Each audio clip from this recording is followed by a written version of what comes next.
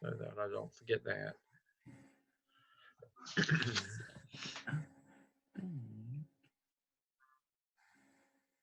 How is the weather where you are, Dr. Revis? Well, it cooled back down today pretty drastically. We had a beautiful weekend. It was beautiful too, and it's been pretty today, but now it's gotten cooler. It's got cool. Honestly, Yeah. it was 81 degrees Sunday. Oh, wow. It was 81 degrees here Sunday. Can you believe that? I tell you what, I am so ready for spring. I pulled my shorts out. It was so hot. I wore shorts Sunday afternoon. I mean, it was hot. I hear you. Y'all must live in a good part of the state because we had rain. We know we've had plenty of rain, and it's sitting at. We just had a couple of good days, but now the rain's supposed to come tomorrow again for part of the day, and then Thursday is supposed to be pretty. I hope, because that's my fundraiser on Thursday, and I hope it's pretty for my fundraiser. And then it's going to rain. Then I don't want it to, but let it rain after Thursday. Well, Dr. Revis, I've got that time for us to begin. Okay. Wanted to say, first of all, welcome. We just saw you last night, most of you, or a lot of you last night, but welcome again. This is going to be a busy week, but after this week, it'll slow down a little bit for you, and you'll be more focused on your own. But welcome to our Tuesday. We're actually exactly at the halfway point for the semester tonight. I did want to begin by showing you week 8 and showing you that, that again, any of the readings, you are responsible for them, and you need to make sure that you are reading them and tie that into the work that you're doing, because I want you to notice the topics: managing human resources. And then again over here, the extra reading over here is all about managing human resources. And as we're moving into the AAPTEL, that is, your leadership with teachers. Those are your human resources that you're working with. So the reading from Ubben and the other readings, make sure you're reading that, and that part as a part of your research, that you are applying what you're learning from that, and reference, take notes, reference some of these in the reading according to Ubben, and the prove to Dr. Revis and me that you're reading the materials that we've laid out for you to read. And the only thing that now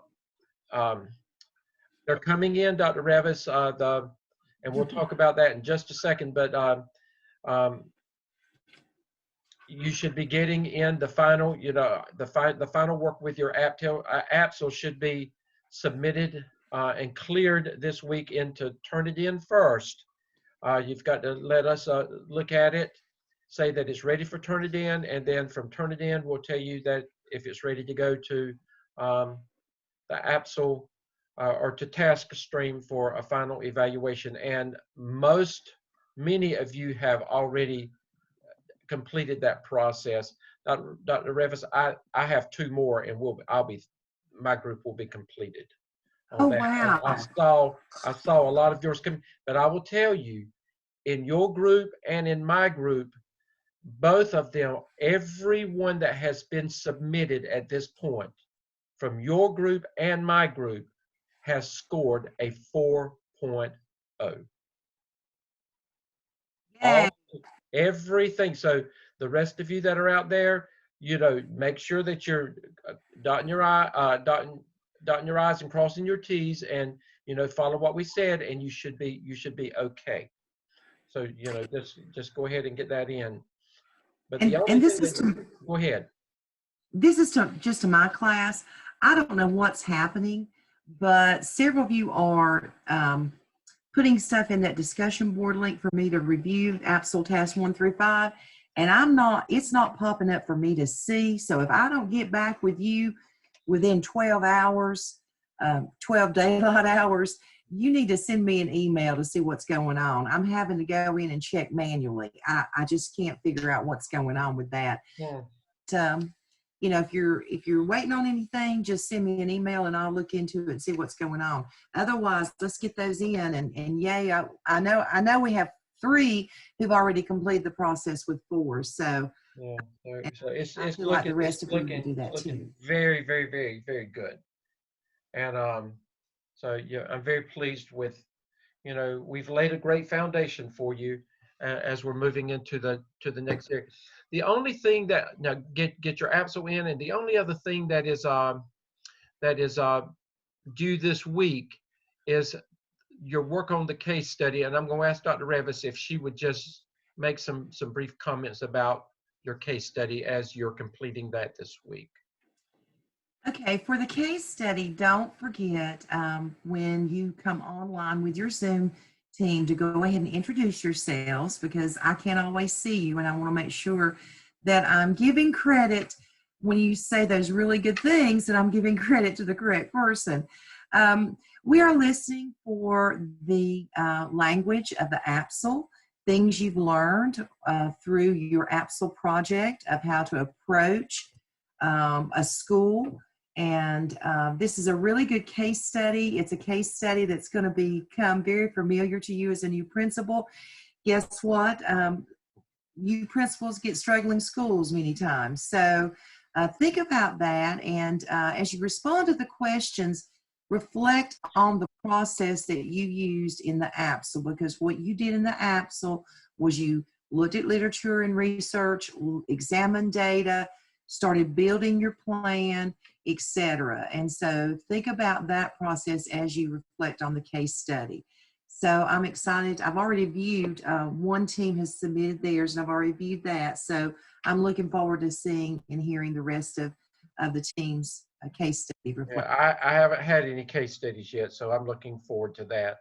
And Dr. Revis, while you're talking, go ahead and just do some reminders about the competency folio again. Okay. We'll say this over and over again because we're going to beat this dead horse deader if, you know, until we get what we need. So Right. Well, the competency folio, the 21 competencies that you've got to submit one artifact for, guys, please don't wait until the end of the semester to start working on this. We want you to go ahead and submit at least 12 of those. If you can, at least half of those would be good right now. And again, I will review the competency folio artifacts from Dr. Stedman's class, and he will review those of you who have me. And if you could just shoot us an email when you submit something there, that would be good. And that will key us to go in, and we have to go in and look for those as well. But don't forget that we're not looking for a lot of narrative. It's a couple descriptive sentences and then your artifact. And you have already created many, many of those artifacts through the work that you've done in the APTEL. Just think back at all the different artifacts that you uploaded into your appendices. All those can be used and placed into your competency folio. So if you have any questions, regardless of whose class you're in, please be sure to reach out to us. And we want you to get at least half of those done and knocked out now. yeah. And you're being kind, Dr. Revis. We really want to see all 12 of them. Right, right. Dr. Revis is being kind, but we really want to see all 12 of them. And the reason being, we don't want at the end for you to be struggling and because you've got to do the 9 for the AAPTEL. So, you know, go ahead and knock this out so you don't have so much on you at the end, because it'll be here before you know it. And then one other thing, we've had a couple of, not many of them, but in task stream for evaluation, you can go ahead and do your School of Ed dispositions. And that's a very simple process. It doesn't take about 10 minutes. It's a self-evaluation, a self-reflection. And all you do is just click one of the bubbles and submit. There's no narrative work that you have to do there. I do need to remind some of you, when I went into task stream and viewed, some of you, it's showing that it's got a P there, and that means that it's in progress. And I think what happened, you think that you have submitted it for evaluation, and you have not. So all of you need to go back. If you didn't get, you would have gotten some. If you've submitted it, you would have gotten back something already saying that you're cleared with that. And if you have not gotten that message back, that means that it's just hanging out there. But it's just showing a P on about 3 of them, 2 in your class, Dr. Revis, and 1 in my class. That is it's just showing a P on there, and that means that I think you think that you've done it, but you didn't. You have to submit for evaluation on that. That and your APSEL and your AAPTEL are the only 3 things that you submit for evaluation, or your APSEL and your School of Ed at this point. So those are the only 2 things. So go back and go ahead and get this knocked out. It's a little thing, but it's just a little thing you can get off your plate by going ahead and handling it. Okay. This evening, you heard a brief introduction yesterday or last night from Dr. Lamb, mainly about evidence 2 that we will begin officially tonight. Dr. Revis, actually, I went back and looked. We're ahead of the game. And so what we're sharing with them tonight is actually going to get them, and it's because of you that we're able to do this. We're able to go ahead and lay out some things for you to get started on the next evidence that's going to get you ahead of the game. And I feel very, very good about that. But evidence 2 is the AAPTEL, and as Dr. Lamb introduced last night, it's the analysis and action plan for teacher empowerment and leadership. You're looking at 2 things: the teacher empowerment and teacher leadership. Teacher empower in the classroom, what happens in the classroom, and what happens outside the classroom. What happens with your students, and then what happens with your peers that you work with. Those are the 2 things that we're going to be talking about. Dr. Revis is going to share in a few minutes. She's going to share a PowerPoint, and then actually we're going to go into introduce task 1 so you can go ahead and get started. I'm going to minimize at this point, and I'm going to stop share, Dr. Revis, and then I'm going to let you go ahead and pull your PowerPoint up. Okay.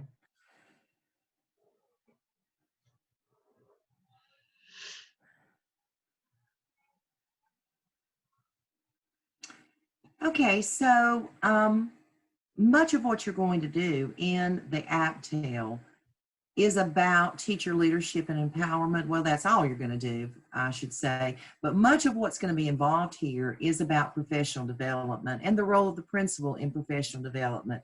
And you've heard me talk about how important I believe that professional development is.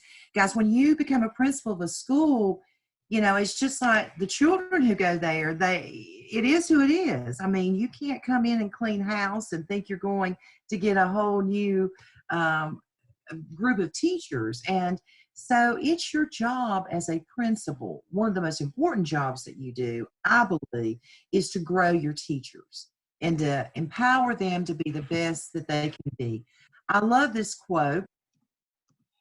This is a little old. You say, well, 2006, but this is some very similar work this is Mike Smoker. The greatest single determinant of learning, it's not socioeconomic factors or funding levels. It is instruction. I promise you, the first time you sit down with teachers, and this may have happened with you even in your PLC with your APSEL, the first thing teachers want to start talking about will be the low socioeconomic status of their children, and how we are struggling with so many factors that are compounded when you have a high poverty school. And or they will start talking about funding levels. Guys, it's not about funding levels, and it's not about the socioeconomic status of your children.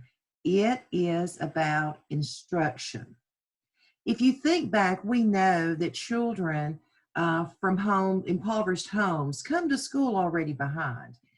But there's nothing wrong with their academic ability, guys. They just started behind, and they are playing the catch-up game from the moment they walk into school until the moment they graduate. And they are always on an uphill climb trying to play that catch-up game.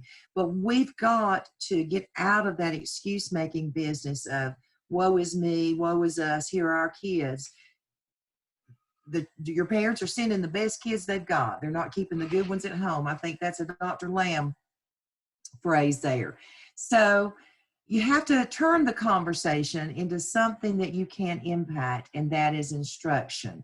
And this is some research, again, that was done in 2003 by Marzano. And, you know, Marzano, we go back to him on a lot of things, particularly in the AAPTEL.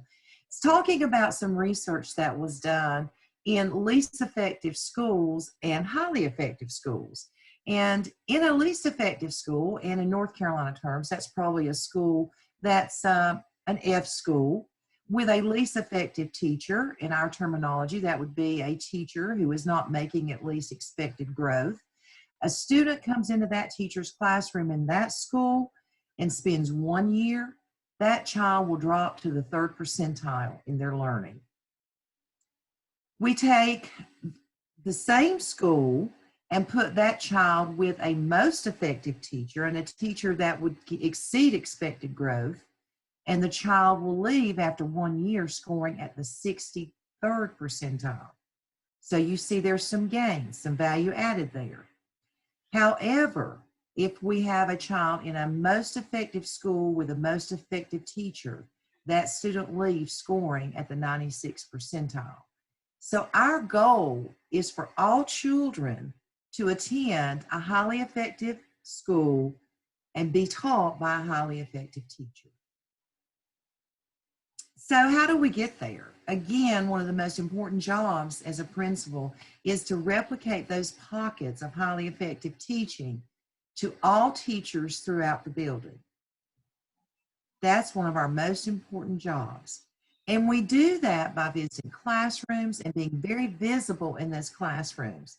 For formal, informal visits, we observe teaching, we give feedback, we're coaching our teachers to higher levels of performance, giving them that type of formative feedback that helps them improve their practice. We evaluate their performance, and we evaluate them accurately. We don't tell them they're doing a great job if in fact that's not what's happening. We don't go in and play got you or catch you or anything like that, but we become comfortable having those candid conversations that help teachers grow. But we don't just always tell them what they do wrong. We support them through professional development and coaching. I think most all of our schools now have a literacy coach or an instructional coach. And we establish that collaborative culture as we do when we establish our professional learning communities. That's how we improve the practice of our teachers.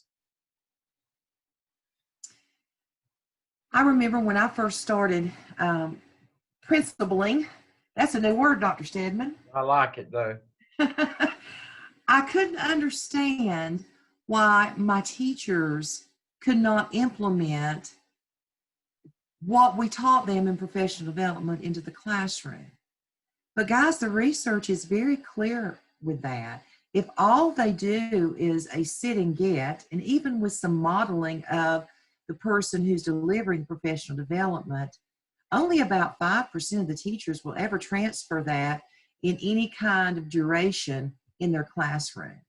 But now if we use collaboration and we use models and modeling, and we provide that coaching and expert support and give that feedback and reflection, then we see that implementation into practice increase dramatically. But it takes time. Just because you present a strategy in your staff meeting or professional development, don't leave it there. That teachers have to have that coaching support and that feedback and reflection time. I want to share with you some data sources, and this is one reason, Dr. Stebbin, that I sent this new PowerPoint, because the link changed on us. Some of the data that you can pull when you use when you're doing your AAPTEL would be from your North Carolina Teaching Working Conditions Survey, and the latest results were from last year, 2020.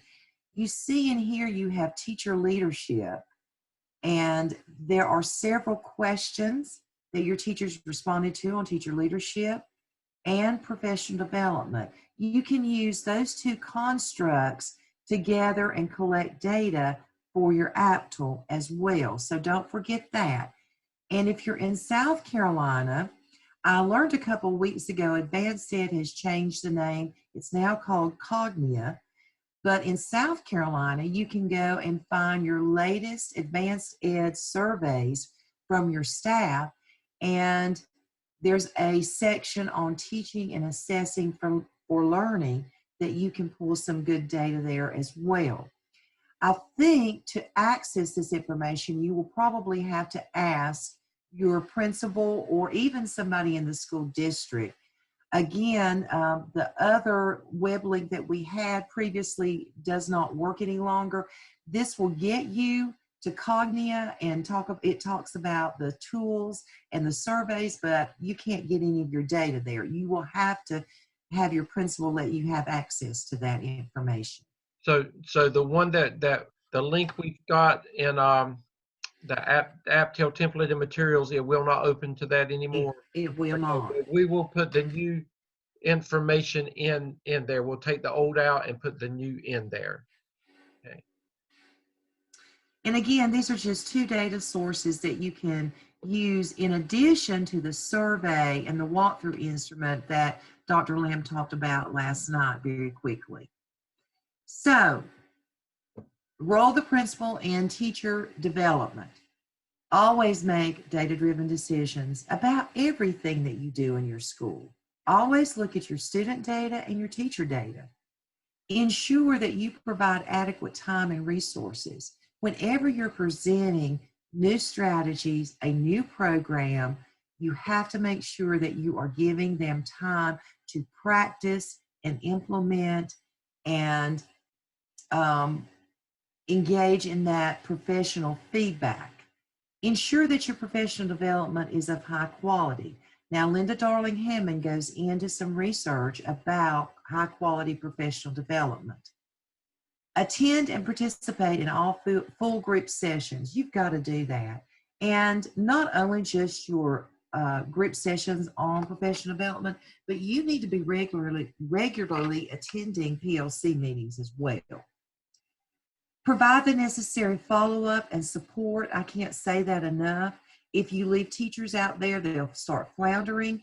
And when they're exposed to new strategies, they'll start floundering. And before you know it, they move right back into their old practices, something they're comfortable in. You've got to support it with that coaching and monitor that implementation. That falls squarely on the shoulders of the principal and the administrative team. And again, I'm not talking about monitoring punitively. I'm talking about monitoring to coach. And so you will know as a principal what your follow-up needs to be. And then lastly, we want to evaluate our professional development and determine our next steps. Dr. Revis, I wanted to say this, if you don't mind. Sure. Just remember, most of you are still in the classroom. So you just remember being in the PLCs, and remember how many times have you been in a PLC and you chase rabbits? Or, you know, the focus is not on what it needs to be. Now, remember, you're the principal now, you're the leader. As you are going into these PLCs, and you know, your job is you got to stop your groups from chasing rabbits. You've got to keep the focus there. And guess what? They're going to look at you with that hairy eyeball, and they're going to say, who you think you are now? you know, you're going to find yourself, you're going to find that, I mean, things will begin to change because they're not going to see things many times like you see it, because you're moving your career into a different direction. Your thought processes are changing. It's really going to change as you are looking at what you know is. You've got teachers in your groups, and you know this. They don't want any staff development. They you know, they don't want one more thing they've got to attend, one more thing they've got to do. Your job is to lead in that direction in a very positive way, and to make it a very positive experience for them. That's the efficacy and all those things that we're talking about. You're going to be the biggest cheerleader for all these things as the principal of the school. And you have to talk about your professional development. You have to have continuous conversations. If you start looking at Marzano's high yield strategies and you decide that that's maybe something that you want to look at for your development plan in the AAPTEL, then you need to talk about those high yield strategies. I had a mentor who said to me, every time you have a teacher come into your office and want to talk to you about a problem, always end that conversation by asking them questions about the current professional development initiative, such as, well, tell me about the last summarizer you used in your class last period, or share with me the exit ticket that you use. Always bring it back to that instruction, because I promise you, whatever you talk about, they pick up on that is important to you. It's all about having the most highly effective instructional staff and building their efficacy. That's what it's about, and that's how you move a school forward. And you just remember this: teachers teach children. Principals don't teach children. Principals teach teachers. They teach and lead teachers. You know, they teach and lead teachers so that the students can perform and do well on testing and successful, you know, in life. But your job is to, as a administrator, you're a teacher. You teach teachers, right, Dr. Revis? That's right. I love to teach, and I've always considered my teacher, whether I've been a principal or superintendent. It's about teaching. You just, you know, your clientele changes a little bit, and all the strategies that you learn or have in your pocket now for your classroom, they're very effective with teachers as well. Let me come here first. Okay. I want to thank you, Dr. Revis, for that. And that's a good lead into what, you know, to what the AAPTEL is all about, you know. And again, I found it out in mine that there were a couple of links that was not working. And thanks to Lisa, you helped me figure that out, Lisa. Thank you. But there may be some others. All you got to do is let Dr. Revis and me know. And if for some reason a link has quit working, or you can't, we'll fix it. We'll make it right. So just let us know immediately if you find something that is not working there. I want to go to the AAPTEL template and materials section. This is going to be, well, here it is. I've already got it up. Here it is. Okay. I want you to notice what is available for you. It's important, and I'll pull this up, the AAPTEL template. And as Dr. Lamb said, it's not as detailed as the AAPTEL was, but it's still, you know, it's still a format and a model to follow. This is your last one for a while, so make sure that you learn and grow from this, because when you get to the OMA, as he said, you've got to create your own template, but you've got good models to go by. Then your AAPTEL helpful hints document that I'm going to pull from this evening. This is something that Dr. Revis created. It's just a two-pager, it's an AAPTEL at a glance PowerPoint, and we'll refer to that in just a moment. And then you will hear all of this over the next few uh, 2 or 3 weeks. These are great resources as you are doing the research and the work that you do for the different tasks of the AAPTEL. You need to open up every one of these and see what's there. MTSS for Teachers, Marzano High Yield Strategies. Again, these are your competencies.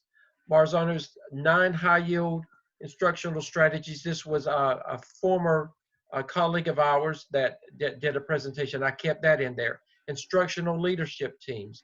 Still, the Dover Library link is in there. Again, what is a needs assessment? Making teacher professional development decisions based on program effectiveness. These are good articles. Keeping good teachers, the principal role in new teacher induction. 5 ways to improve teacher evaluation systems. Teacher efficacy, what is it and does it matter? Teacher leadership and decision making. Now I want you to know there's a lot. Providing instructional leadership through classroom walkthroughs, instructional walkthrough tools, building RTI. And again, this is the one you said was not working, right, Dr. Revis? The 20. Right. Okay, we will go back and replace that with the Advanced Ed or Cognia and with the most recent, what we can find. So if that's not working, we will. This is an excellent video that I was able to put in there with Dr. Robert Marzano. You need to take time. You need to have a good hour that you can look at this. This is an excellent. I mean, this is the man himself. And I actually, because we have the Why Try program in my after-school programming with communities and schools where I work, I have access to be able to share this wherever I want to over the next couple of years. So that's why that is in there. So I would encourage you to spend some time looking at that. Again, I want you to notice all of these resources that are here. And I want you to notice the titles: teacher leadership, teacher efficacy, walkthroughs, professional development, program effectiveness. What is a needs assessment? I want you, evaluation systems. It's important that you remember those things. And then I want to pull up the helpful hints document. And we're going to go ahead and introduce to you task 1, and it has 2 prompts. Again, you will start out this evidence just like you did the AAPTEL. You will follow the same format. You will have your title page, and the only thing that you do there, you will change it from the AAPTEL to the AAPTEL, and your name here. You will put your name there. At this point, you will have, for your 6 evidences, you will have a title page for every one of them until at the very end of the program when you have to put it all together. And I say that's when you put your book together. The school profile that you created for evidence 1, unless you want to modify it with anything, is the same profile that you will use again with evidence 2. You will put your school profile in there and make any edits to it that you would like. If it doesn't, then you use it again. Okay, you've already done that. Then we go to task 1, prompt 1. Remembering that you are following APA 7th edition. You notice what you will provide a literature review for each of the 5 identified sections that you see here. Again, this is your heading: building efficacy and empowerment among teachers. You're going to research, what does the research say about building efficacy and empowerment among teachers, among your staff? You're going to complete your literature review with a minimum of 3 references as a mini research on building efficacy under that heading. And may I point out one thing, Dr. Sure, Stedman? yes. Guys, you've already got resources. He just showed you a resource in those materials, and you've got your text. So don't forget those things. And you'll need to pull one more. So building efficacy and empowerment, look at Todd Whitaker on that one. Yeah. Thank you, Dr. Revis. And stop any time as we're going through. Okay. Your heading, your number 2. Now remember, there's 5 headings for task A, or for prompt 1 of task 1. Your second heading is your results-oriented professional development. Now, you don't want to do professional development just to say, hey, we've done something. You want to make sure that when it's over with, that it's accomplished what you need for it to accomplish. What does the research have to say about results-oriented professional development? Again, you're going to do the same thing. Your literature review must have a minimum of 3 references. And if you go back to that list that I showed you that Dr. Revis just mentioned, there's already an article in there about professional development. Dr. Revis, anything there?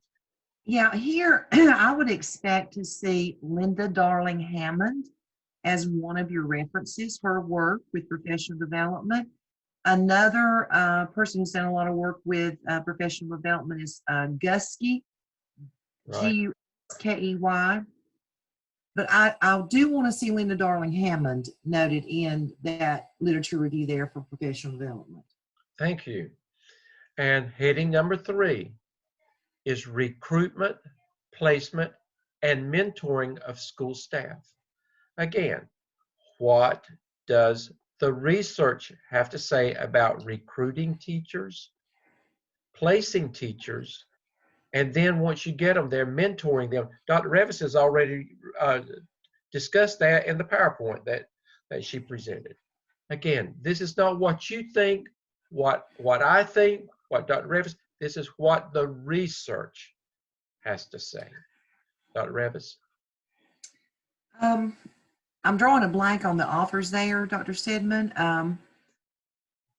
There's a lot of work out there on mentoring. Bandura does teacher efficacy, correct? Teacher, yes, ma'am. That's what I did. My dissertation was on teacher efficacy.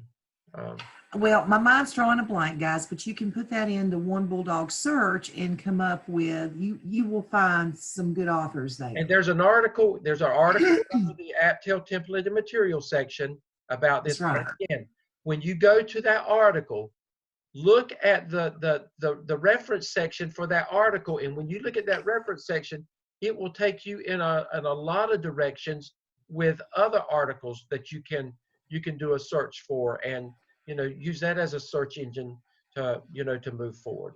When you go to Linda Darling Hammond, then she's going to have all kind of references in her work that will take you to work that is very valid and reliable. So, and your 4th heading is approaches to or for evaluation of school staff. Again, there's an article in your AAPTEL template and materials. We've deliberately put it there to help get you started. And you're going to do, what does the research have to say about evaluating teachers? And here we would expect to see something about Marzano, some of his work. And again, as Dr. Lamb said yesterday, he's just the foundation of it. There's so many great, but you want to always go back to where it all started, the foundation of things. And then number 5, your heading is teacher leadership and decision making. Again, go back to the AAPTEL template and materials section and find the article that's in there. Use that as a start. You don't have to really, you don't even have to use, but it's a start. You can pull, you may say, I don't want this information, but we've put it in there to give you a start. Again, that's 5 headings, a minimum of 3 references in each section. So that's a minimum of 15 references for your literature section there. A minimum. Researchers, again, this goes back to what Dr. Revis has just stressed. Researchers that should be considered in addition to others include Todd Whitaker, Linda Darling Hammond, and Robert Marzano. Now, guys, this is not an annotated bibliography. No. We want to see it written like a literature review. Go back to your AAPTEL. You did a literature review twice in your AAPTEL. It's a narrative. Okay. And you're citing using correct APA in-text citations, as well as building your reference section. Okay. Dr. Revis, would you like to start on task 1, prompt 2? Okay. So you're doing your research in task 1, and in task 2, you are creating 2 things, a checklist and a survey. Okay, so the survey, we're going to talk about that first, will be used or administered to your teachers to determine teacher perception of their empowerment as leaders in the school. And we'll talk about a survey instrument that you can use there as well. You can also select some things, questions off of that teacher's working condition survey or your accreditation surveys. But again, we want you to do, it's not just something you create, you have to select from those validated survey instruments. And you're actually going to send this out to your teachers in a Google Doc, a Survey Monkey, however you want to do that. With your principal's permission. Exactly. So you'll have to have a conversation with your principal before you send this out. And but you're not sending it out yet. All you're doing is creating it at this point, and we yes. will approve it. You've got to get it approved from us before you can even go talk to your principal about it. Or not necessarily. You may need to talk to your principal and see if they've got some things, but it's got to go through Dr. Revis and me first. Mm-hmm.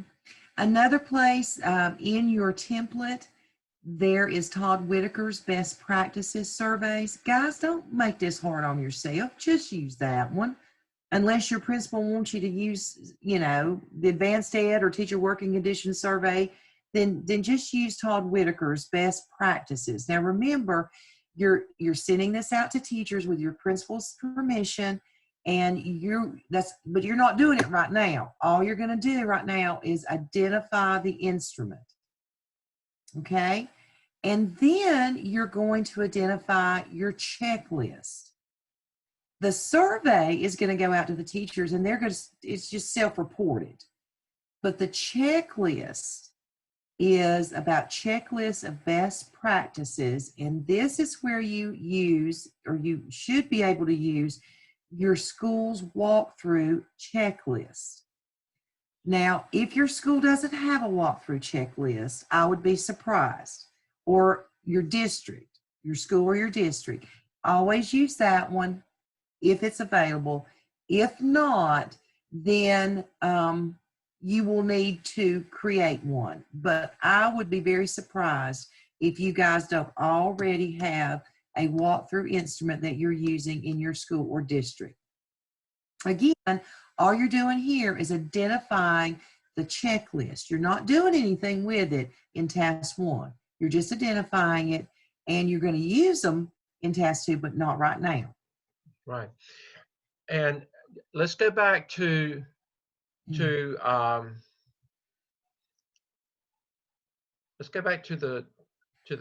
survey. Remember, we said with the AAPTEL that it's analysis and action plan for teacher empowerment and teacher leadership. Remember that empowerment involves what happens. You're looking at 2 things: what happens in the classroom and what happens outside the classroom. When you do your survey, you are looking at teachers' perceptions of what happens outside the classroom. How are they perceived as leaders outside the classroom? What is their perception of their leadership as teachers outside of the classroom.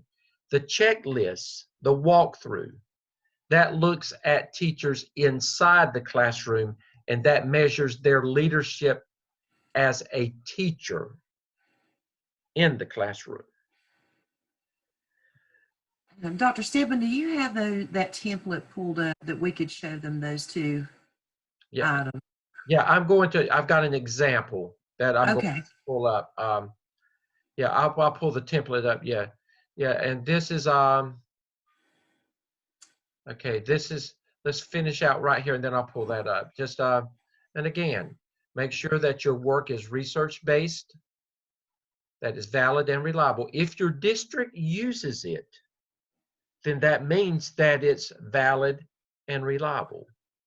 And whatever you show us in task 1, prompt 2, whatever you show us as your checklist and the instruments that you use, remember there must be good narrative work there to support and to tell us why, where this came from, why is it valid, why is it reliable.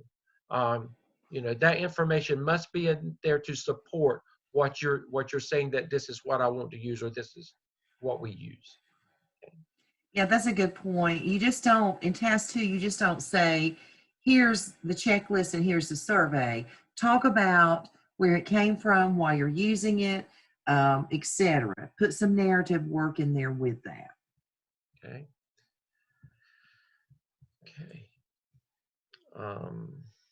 Let me pull that up, Dr. Revis. Okay, the template. Okay. Okay, let me come on down. Okay, this is the actual template. And remember, as before, if it's in yellow, that means that you've got to write something. If it's in black, it stays. Those are directions. And if it's red, those are just some helpful hints telling you that this is information that you should consider putting in your narrative work. Okay? You take all the red out after you do whatever needs to be done. There shouldn't be any yellow highlighting after you've done your narrative work, and you leave all the black writing there.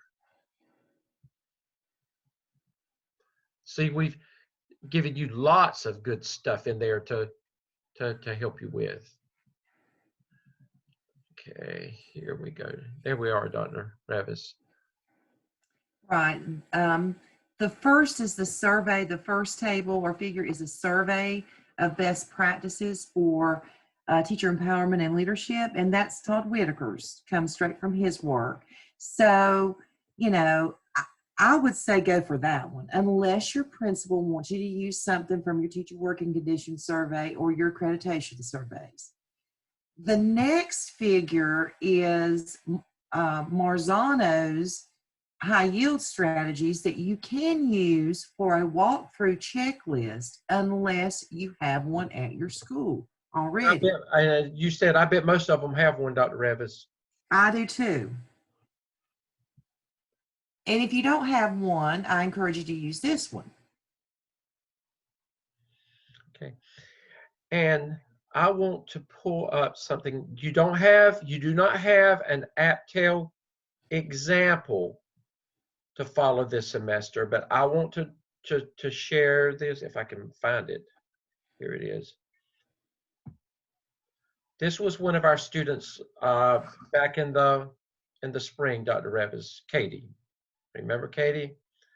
I just want to give you an example. This is again, she has set it up just like she put some table of contents in there.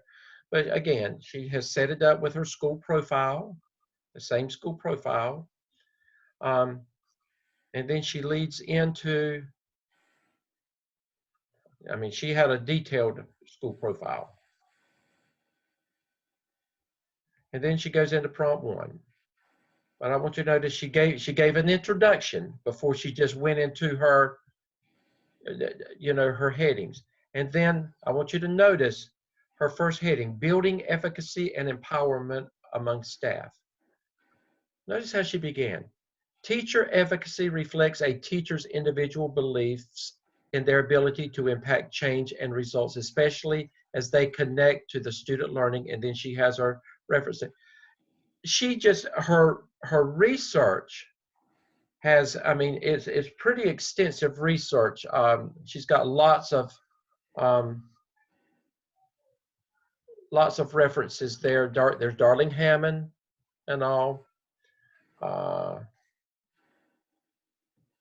See, this is a pretty detailed research paper. Section, resource-oriented professional development. This is not what I wanted to come to. I just wanted you to see, but I want you to notice, look what she did. For example, in a study published by the Elementary School Journal in 2009, she has gone and she's pulled professional journals into her research. She's made reference to, in here I've looked, and if you need to put figures in there as you're explaining things, then by all means, put the figures in there. But she's made reference to some of the readings that she's done. Again, look at there, Phi Delta Kappan. All of these are very renowned educational journals. But then I wanted to go down. This is when she got to prompt 2, she talked about it, and then she referred to it in the appendices, which is okay. This is the survey for teacher empowerment as leaders. I want you to notice how extensive her research was. In order to first gauge teachers' perceptions of self-efficacy and empowerment at her school, a brief survey was developed, grounded the research around 3 key efficacy empowerment survey models. And I want you to notice she's backing all of her research up, validating everything. And she talked about extensively about what her survey was going to consist of. She actually sent it out. I think that's through Google Docs that she sent that out. But that's how she sent it out. And then she went into talking about her checklist for teacher leadership in the classroom. Talked about that. And then I want to come to the very end of the document. Now, hers is a little bit different. Dr. Revis, her work on the AAPTEL is almost a mini dissertation. It is just that. It's a lot of research. A lot of research, extensive quality research. One of the best that I've ever had. Katie's work was one of the best I've ever had.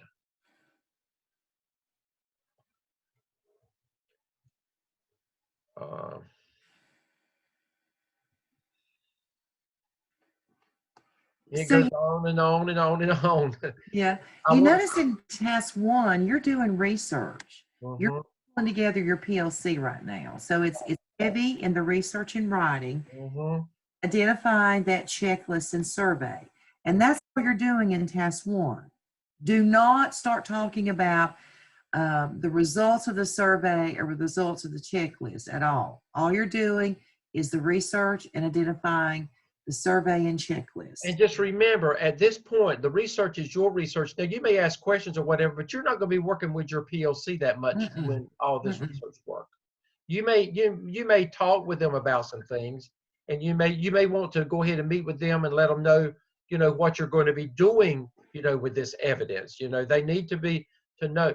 This is where, okay, remember at the top in prompt 2, she talked about her survey. Well, this is her actual survey. Below is a copy of the full survey I created. Now, you don't have to go into I want you to look how professional this is, though. As a classroom teacher, you have a sufficient amount of time to meet the needs of all students. Mark only one oval. But I mean, you see how detailed hers was, Dr. Revis? She actually had 22 on there. She had 22. You don't have to have that many, but I'm just saying that she She got a lot of good, valid responses from all of this work. It was quality, just quality.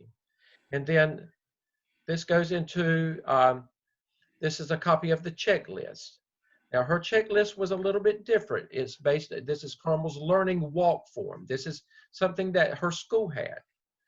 Again, select the teacher's name, email from drop down menu. They have, I guess they have an instrument that they can walk around with, and use that instrument. But this is what would be on that instrument.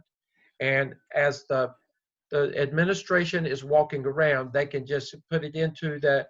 And you may have seen principals walking around with those instruments. But this is what that looked like. And this gauges what is or is not happening inside the classroom. But this is the one that is used by her district. But pretty impressive. It is. Pretty impressive. Okay. Needless to say, she received a 4 from her evaluator. And if I could have given her a 5, she would have gotten a 5 on that. That's a really good exemplar. We don't expect you to do that much research and literature. It's great if you can. Again, this task is about the work that you're doing in preparation to pulling your PLC together. So make sure you do some really good research and you feel good about what you're doing there and identifying your checklist and survey. I want to do one more thing. Dr. Revis, go ahead and talk. I forgot to pull this up.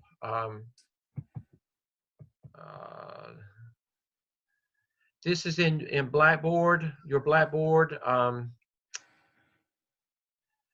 This is your, here it is. Remember, we've talked each time about what it takes, for you to have accomplished work. Now, I want you to notice this. They've raised the ante this time on you. Let's look at accomplished work for task 1.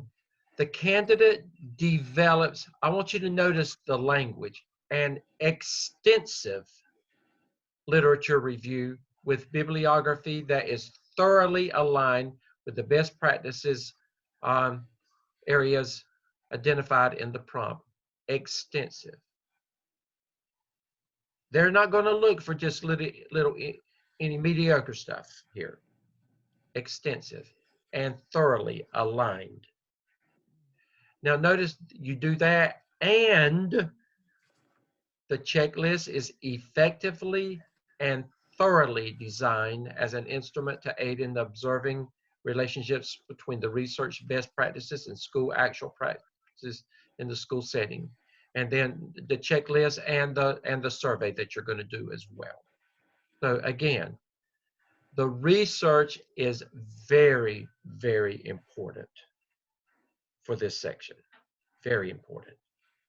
This research is going to lay the foundation for what we will talk about in 2 weeks, because we won't be online next week. When we come back in 2 weeks, we will revisit this briefly.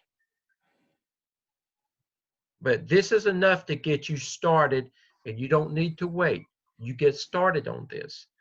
But in 2 weeks when we come back, we will briefly go back to it, but we're going into task 2. We're going to go ahead and expose you to task 2. But we're going to tell you how, when you do all of this research, how you're going to take it and you're going to actually implement it when you get to task 2. You're going to make it work for you. Okay?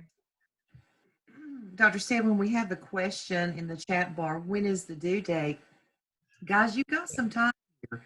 Yeah. The due date for having this draft of task 1 submitted to us is week 10. Actually, I'm looking at our week to week. It's week 10. Yeah, week 10. Which is March 21st. You've got 2 weeks for that. Yeah, you've got 2 weeks, and so you need to dive in there, roll your sleeves up. I know next week is spring break, but as you heard us say, you're not really taking spring break with this program. Well, you can, but you'll pay for it later. So a lot of research and writing, and so don't take next week off, please. Well, you can have one afternoon that you can put your mask on and you can go to Belk if they got a sale and you can buy you something pretty at Belk and then you come back home and you start working again. Okay? Is that a deal? Okay. No, really and truly, the 2 weeks are built in there. You do have a little more time because you've worked so hard and you're at a good place. But it's important that you do not wait. If you wait, Dr. Revis, I'm going to tell. We need to tell them now that because the scores are coming out so high with your APTEL, and you deserve them because you're doing great work. Don't get the high head. Don't let your head swell too big and say, well, I have arrived. We're proud of you, but it's not going to be so easy with the AAPTEL. It's the AAPTEL, the work for the AAPTEL is more involved. There's more involvement, more, you've got to take it to a new level. So it's going to be a little bit harder, not a little bit hard, a lot harder to get that 4. So make sure that you're putting the quality time and investment into your work. Okay. And as we're closing out, just make sure that you have all the work for the APSL completed, and that means your final evaluator score in by next Sunday evening, this coming Sunday evening. Now, I know that, you can't do anything about your evaluator, but our evaluators are getting back to us very, very in a timely manner. Most of the time within 24 hours or at the latest 48. But make sure you're getting through that process and you're getting everything done with your APSL, because we're done with that. We're not looking back. And Dr. Revis, Tasha pointed out, I told her to get in touch with you, and if anybody else is in the same, she submitted to Turnitin several days ago, and she hasn't heard back, and so something's not right there. So Yeah, Tasha, I'll check on it. I haven't gotten anything. So if there's anybody else that if you think that if you submitted something and you haven't heard back, Dr. Revis and I give you quick turnaround. So if you submitted something, something's wrong. So make sure you get in touch with either Dr. Revis or me based on who is supposed to look at it. Okay. Okay. We're going to let you get started on the AAPTEL. And we'll see you on Thursday night. And again, you're going to hear some of what we just talked about again on Thursday night, but that's okay. You need to hear it. But what we're going to do in addition to that is we're going to give, I think Dr. Revis has about 5 minutes on a task. Dr. Lamb has 5 minutes on a task. Dr. Hamilton has 5 minutes on a task. I'm going to introduce it. I'm going to say some of what I've already said, just as a reminder, and then I'll remind you about task 4. I'll kind of lead the process, but everybody's going to go ahead and talk about the other things too, because some of you will go ahead and begin working ahead and you will have a knowledge of what you're supposed to do. Okay. We'll see you on Thursday night. Any questions before we leave? I know we're at our 8 o'clock point, but are there any? Okay, yeah, I'm fine. Anybody? I'm very proud of you. I told you, Dr. Revison, I told you if you'd hang in there that it would happen, and it happened, didn't it? I have a question. How long do we wait to hear back from Turnitin, or what's the process after? I know we submitted to TaskStream, but what will we get back other than the receipt from Turnitin? Okay, Shanta, I've already sent you a message back today and told you to submit to TaskStream for final evaluation. Oh, okay. Go back and check your check Blackboard. Okay, thank you. You are welcome.